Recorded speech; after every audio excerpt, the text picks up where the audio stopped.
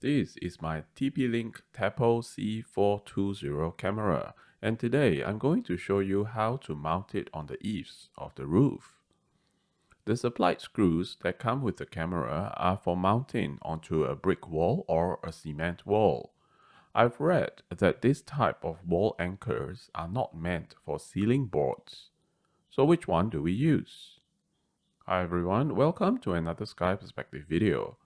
So I'm going to mount my camera somewhere near this part of the roof, looking outwards towards my front yard. The best way would be to locate a stud or the wood behind the ceiling plasterboard and screw it into the stud. We can locate the stud by looking for nails like these ones. So we know there is a beam here because there are two nails along this path. For my case, I'm going to screw it into the wooden beam right beside the pillar. My Tapo camera mount is a 3-hole mount, so this is the end result. I have one screw mounted onto the stud and the other screw just on the plasterboard itself. So instead of using the plastic wall anchors, which cannot be used for ceiling boards, I'm going to use these metal wall anchors. This is the small one that I'll be using, but to show you how it works, I'll use the bigger one to explain. So these hollow wall anchors have 4 bendable legs. After we insert the anchor into the plasterboard, we use a setting tool to set the anchor. This setting tool basically pulls the screw backwards in order to bend the 4 legs, and the legs will grip onto the plasterboard at the back like so. I've bent one of them to show you. It looks like this.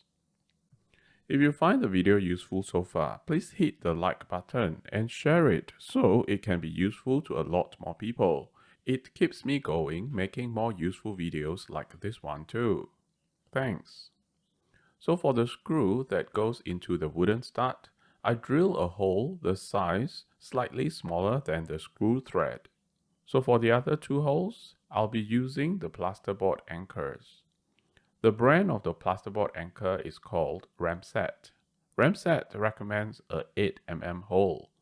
So after drilling the 8mm holes, we just need to push the anchor in and then use the setting tool to pull back the legs behind the plasterboard.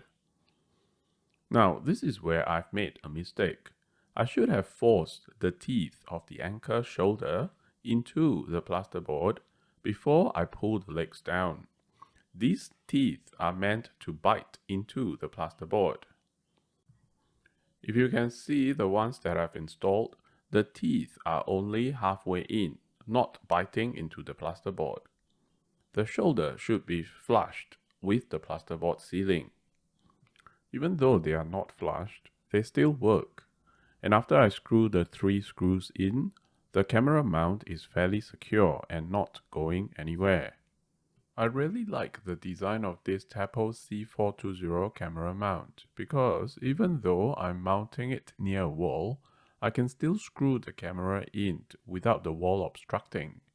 The mount can be easily dismantled, and once we tighten it, it securely holds the camera in position.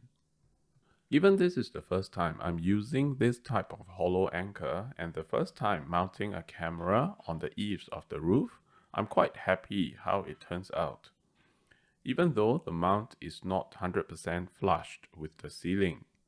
To get these hollow plasterboard anchors and the setting tool, I've added some Amazon affiliate link to similar types that I've used.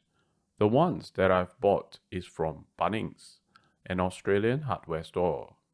Now as for my Tapo C420 camera, it's a great security camera with enhanced full-color night vision.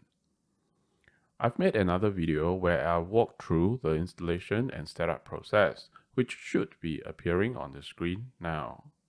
Thanks for watching this one, and I'll see you over in the next video.